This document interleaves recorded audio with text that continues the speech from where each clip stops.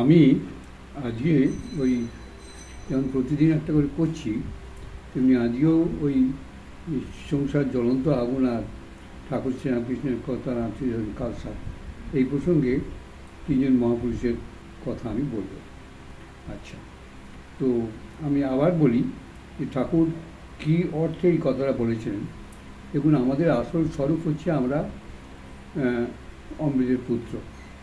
তো আমরা এই স্বরূপ ভুলে সংসারের মধ্যে ঢুকে যে ঠাকুর বারবার বলছেন সংসার হচ্ছে অনিত্য, যে থাকবে না, কিন্তু সেটাকে নিত্য ধরে অর্থাৎ থাকবে এই চিন্তা করে আমরা বিষয় সম্পত্তি, ছেলে পুলে, নাতি নাতি সবাইকে আঁকড়ে ধরে রাখতে চাই, কিন্তু কেউ আঁকড়ে থাকে না।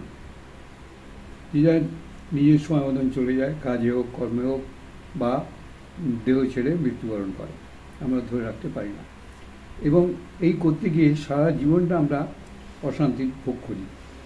তো এই আমরা যে অমৃতের পুত্র, এই ভাবটা যত একটা মানুষের মধ্যে জেগে উঠবে, সে ঈশ্বরের কৃপায় হোক, সদ্গুরু লাভের পথে হোক, বা সৎসঙ্গের পথে হোক, সে তত কিন্তু সংসারের মধ্যেই শান্তি থাকতে পারবে। তো ঠাকুর এই জন্যে সংসারকে জ্বলন্ত আগুন বলেছে যে, এবং আত্মীয়জনকে কালসাপ বলেছে এই কারণে যে সংসারে যারা রয়েছে সবাই কিন্তু সাধু হয়ে যায় না। এক একজন সাধু হয়, সংসার থেকেই সাধু বেরোয়। সাধুরা আকাশ থেকে পড়ে না, সাধুরা কোনো মাতৃগর্ভেই জন্মেছে, সব সাধুই। সুতরাং সবাই সব সাধুই সংসার থেকে বেরোয় একজন, সবাই সাধু তো হয় না। তো দেখা যায় এর এক্সেপশনও আছে। আত্মস্থানন্দের 3 ভাই সাধু হয়ে গেছিলেন, আত্মস্থানন্দ মঠের যে প্রেসিডেন্ট ছিলেন, 3 ভাই সাধু, এরকমও দেখা যায়। তো যে ঠাকুর এই সেন্সে বলেছেন যে আপনি যখন সৎজীবনযাপন করতে যাবেন, সংসারের বাইরে যেতে যাবেন, তখন সংসারীরা সবাই মিলে আপনার ঘাড়ে এসে পড়বে এবং পড়ে তা আপনাকে বাধার সৃষ্টি করবে, নানা রকম বাধার সৃষ্টি করবে। এবং সেই জন্যই ঠাকুর আত্মীয়জনকে কালসাপ বলেছে যে আপনি যে অমৃতে পৌঁছতে চাইছেন, সেখানে আপনাকে কিছুতেই পৌঁছতে দেবে না, ছোল মেরে করে আপনাকে একদম শেষ করে দেবে। আর এই যে জ্বলন্ত আগুন কেন বলেছেন, যে সংসার থেকে বেরোতে চাইছে তাকে কন্টিনিউয়াস সংসার থেকে ছোবল খেতে হয়, এই জন্যই জ্বলন্ত আগুন বলেছে। আচ্ছা, এবার যোগানন্দের কথা বলি। যোগানন্দ হচ্ছেন ঠাকুরের সন্ন্যাসী সন্তান। যোগানন্দ দক্ষিণেশ্বর কাছেই ওনার বাড়ি, কিন্তু উনি হচ্ছেন শ্রাবণ রায়চৌধুরীর বংশের ছেলে। তো যাই হোক, উনি দক্ষিণেশ্বর কাছেই ওনার বাড়ি। তো উনি ঠাকুরের কথা শুনে যাতায়াত শুরু করেন এবং আস্তে আস্তে ওনার ভেতরে বৈরাগ্য আসে এবং উনি ঠিক করেন যে আমি ঠাকুরের আশ্রয় নিয়ে আমি সংসার করবো না, আমি সংসার থেকে বেরিয়ে আসবো। তো ইতিমধ্যে যখন বাবা মা দেখছে যে ওই ঠাকুরের তখন খুব বদনাম, মানে বদনাম এই সেন্সে সংসারীদের কাছে খুব বদনাম, যে ওই একটা শ্রীরামকৃষ্ণ সেই সব ছেলেদের ঘর থেকে বের করে নিয়ে যাচ্ছে, এইভাবে বদনাম আছে। তো যাই হোক, ঠাকুরের কাছে যখন যাতায়াত শুরু করলো, তখন বাবা মা দেখলে তো বিপদ হচ্ছে, ছেলে দিনরাত ওখানে গিয়ে বসে আছে, বেশিরভাগ সময় ওখানে কাটাচ্ছে। তো বলে যোগানন্দকে কী করলো, যোগানন্দ তখন বোধহয় চাকরি ক্ষেত্রে কোথাও একটা গেছিলেন, সে কর্মক্ষেত্রেতে। তো বাবা মা মিথ্যে কথা বলে যে অসুখ হয়েছে বলে যোগানন্দকে ডেকে নিয়ে গেল। যোগানন্দ এসে কারোর তো অসুখ অসুখ কিছু নেই। তো তখন মা বললেন, দেখ তোর বিয়ে ঠিক করেছি, তুই বিয়ে দেবো। যোগানন্দ প্রথমে তো নিজেই বিয়ে করবে না, তখন শেষ পর্যন্ত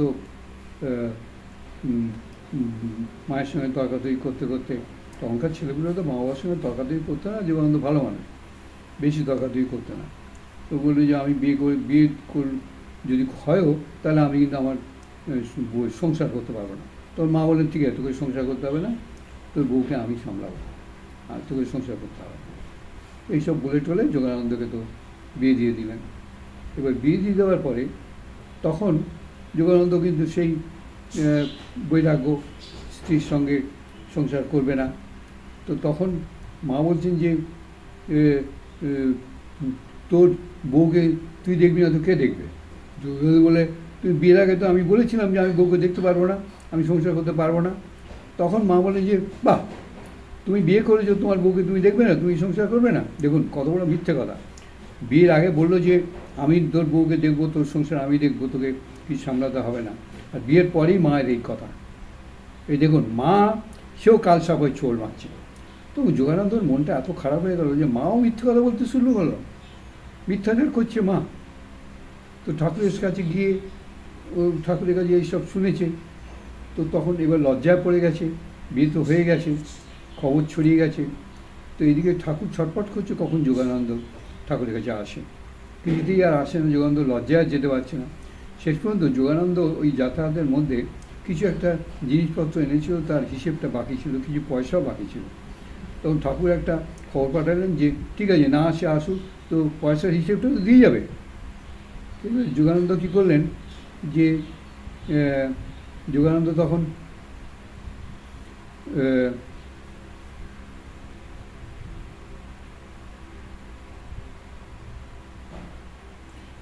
তখন এই ঠাকুরের কি বলে কাছে গিয়ে বললেন যে হ্যাঁ, এমন বদনাম আমার, আমি হতে পারে বিয়েটা করতে সংসারই এইসব করিস বলে, কিন্তু তা বলে কি আমি এত ডিসঅনেস্ট হয়ে গেছি, আমি কি ঠাকুরের পয়সা শোধ করবো না? তখন বলে যোগানন্দ সেই পয়সা হিসেব দিতে গেছে ঠাকুর। তো হিসেবের কথা ঠাকুর তো তুললেনই না। ঠাকুর বললেন যে বিয়ে করছিস তাতে কী হয়েছে, এখানকার যদি কৃপা থাকে তুই একটা কেন লাখটা বিয়ে তো তোর কিছু করতে পারবে না। তুই একদিন বউকে নিয়ে আসিস, আমিও সব ঠিকঠাক করে দেবো।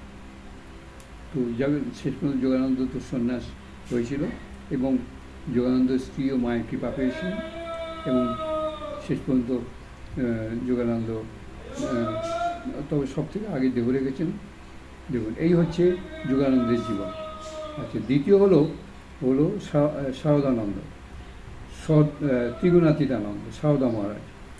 উনিও সেই একই ব্যাপার, বাড়িতে সংসার করতে এসছে, বাবা কিছুতেই সংসার ঠাকুরের আসতে দেবে না, মা ধর হ্যান ত্যান সেসব তো চলছে, উল্টে একদম বিয়ের ব্যবস্থা করে ফেলেছে। করতে উনি পালিয়ে গেছেন মানে পুরীতে চলে গেছেন। তো যখন ছেলেরা খোঁজ পাচ্ছে না, তখন ঠাকুরের কাছে এসে ওর বাবা এসে হাজির হয়েছে। ঠাকুর বললেন যে আমি তো এসব কিছু জানি না। তো তারপরে খবর পেলেন যে বাবার কাছে খবর পেলো ওখান থেকে কারোর কাছে যে ওর ছেলে পুরী চলে গেছে। তো যাক, শেষ পর্যন্ত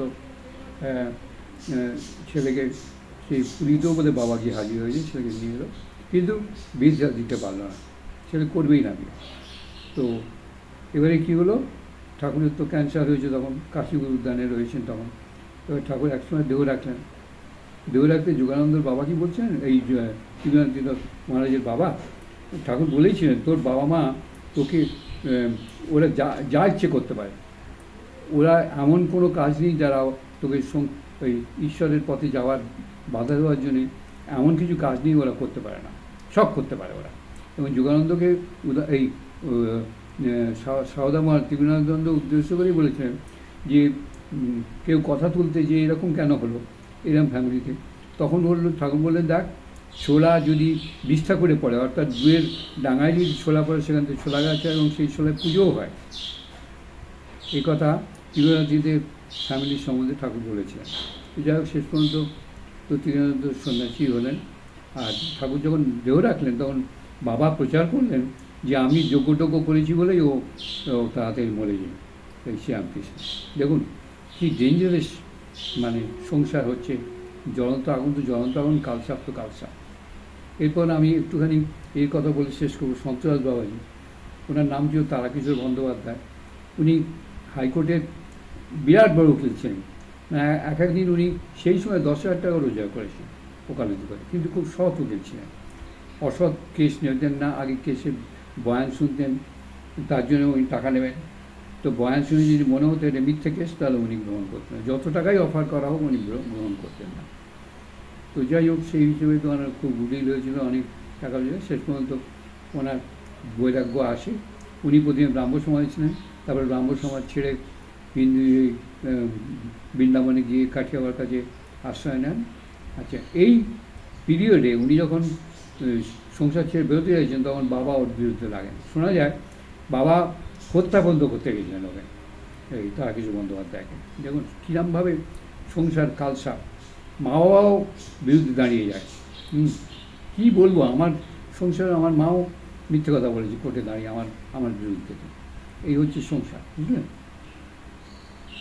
মহারাজ বলে, যে মহারাজ সঙ্গ করছে, মহারাজ নিজে বলেছেন যে আমার মা মিথ্যে কথা বলতো। এই হচ্ছে সংসার, বুঝলেন? তো তারপর যাই হোক, তো এবারে সন্ত্রাসবাবুজি কিন্তু বাবা তখন ডিমান্ড করলেন যে আমি তোমাকে উকিল বানাতে যত আমার এই পর্যন্ত খরচা হয়েছে মানুষের সমস্ত টাকা আমায় ফেরত দিতে হবে।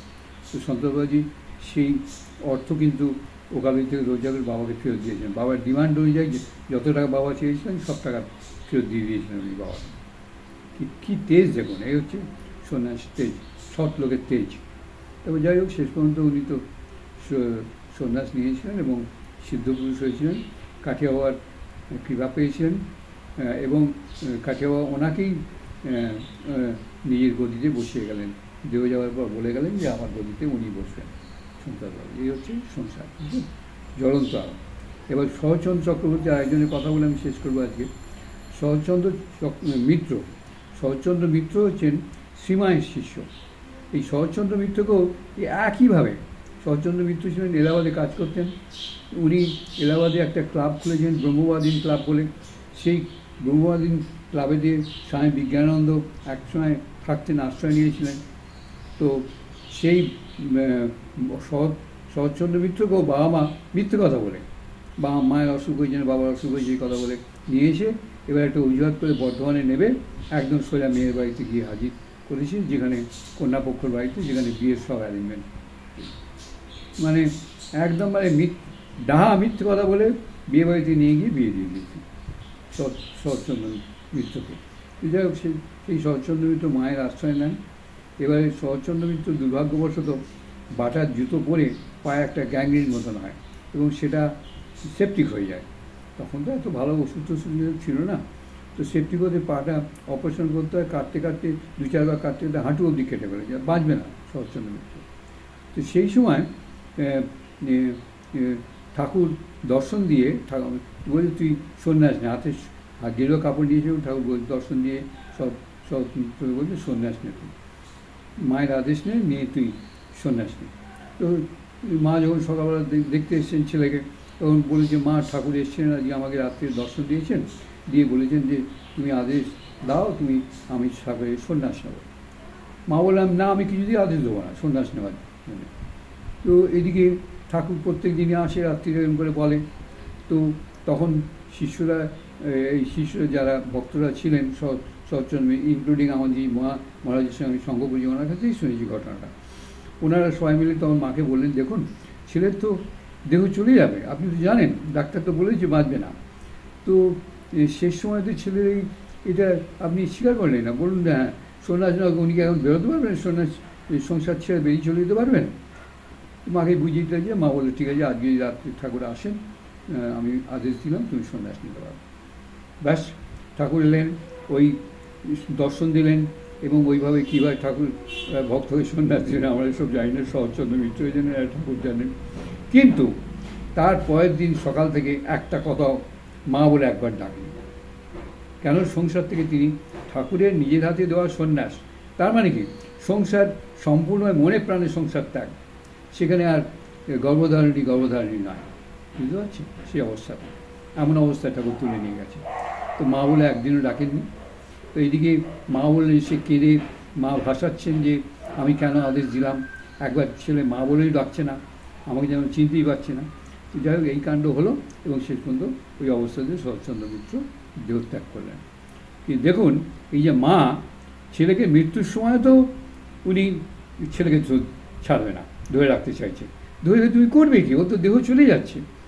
এবারে ছেলে মুক্ত হয়ে গেলে মানে বলে একটা সংসারে যদি ছেলে যদি মুক্ত হয়ে যায়, একজন কেউ মুক্ত হয় বা সন্ন্যাস নিয়ে মুক্ত হয়, তো 7 জন্ম পুরোপুরি 7 জন্ম পরের এবং 7 জন্ম পরে তারা উদ্ধার হয়ে যায় পরবর্তীকালে তারা।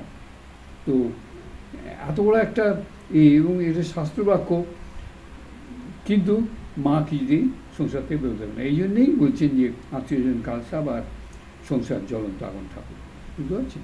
এই সেন্সে আমি আর এই ধরনের প্রোগ্রাম এখন আর করবো না, অনেকগুলো করেছি এই বছর, কিছু মানুষ তো আমার উপর খেপেই গেছে যে আমি সংসার জ্বলন্ত আগুন বলছি, আত্মীয়স্বজনকে কালসাপ বলছি বলে। কিন্তু যাকে আপনার ক্ষেত্রেও আমার কিছু করার নেই, কেননা এটা আমি মনে প্রাণে এখন এই বয়সেতে বুঝতে পারছি। কোনো বন্ধু বান্ধব যারা অর্থশালী সব বাড়িতে আগুন জ্বলছে, আমি তাদের সঙ্গে যোগাযোগ করি তো, কারোর মনে শান্তি নেই, সব বাড়িতে দাউ দাউ করে আগুন জ্বলছে, অশান্তির আগুন, বুঝতে পারছেন? এই সংসার থেকে তারা আগুনটা জ্বলে পায়, তারা ব্যক্ত করছে এই বুড়ো বয়সেতে আমাকে। আর এখন করলে কি হবে?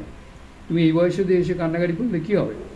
তাও তাও বৈরাগ্য নেই, এতটুকু বৈরাগ্য নেই সংসার থেকে, ওদের ধরেই মানে জীবন কাটাতে চাইছে।